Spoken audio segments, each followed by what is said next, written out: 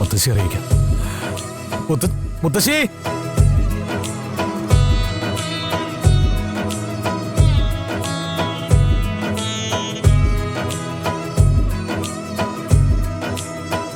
മുത്തശ്ശി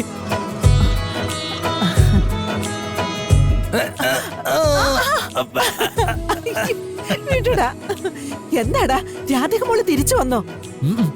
ഇല്ല മുത്തശ്ശി, പക്ഷേ അയാൾ ഇനി ഒരിക്കലും എനിക്ക് നഷ്ടപ്പെടില്ല എന്ന് ദൈവം എനിക്ക് കാണിച്ചു തന്നു. ഇത് കണ്ടോ,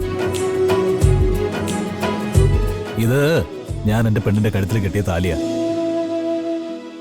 അച്ഛന്റെ അമ്മയുടെ മുമ്പിൽ വെച്ച് ഞാനിത് കാണിക്കാൻ ശ്രമിച്ചപ്പോ കാണാതിരുന്ന താലിയാ. അതെനിക്ക് കിട്ടി മുത്തശ്ശി. എവിടുന്ന മോനെ?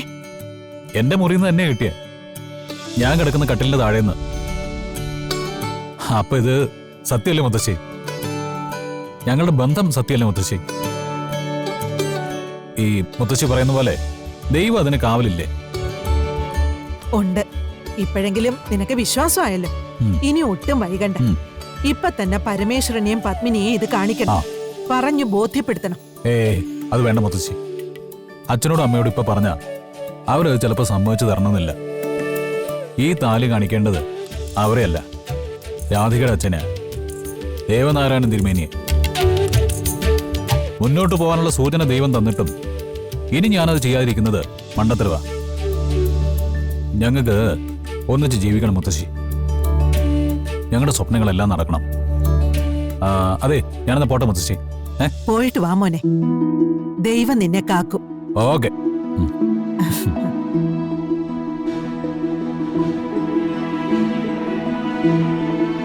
അവസാനം രാധിക മോളെ കിട്ടി.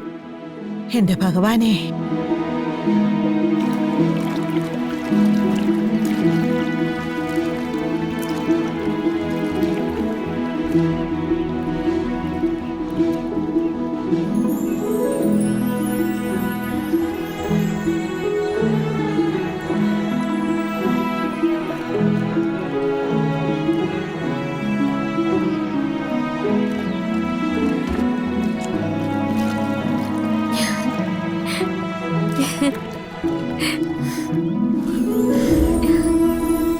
ഫിദ മാഡം വലിയ സംഭവം കേട്ടോ.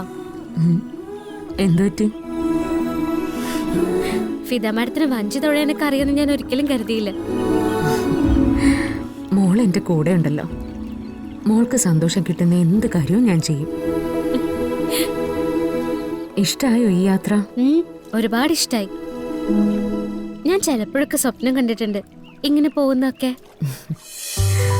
സ്വപ്നങ്ങളൊക്കെ നടത്തി തരാനല്ലേ അമ്മ കൂടിയിരിക്കുന്നത്.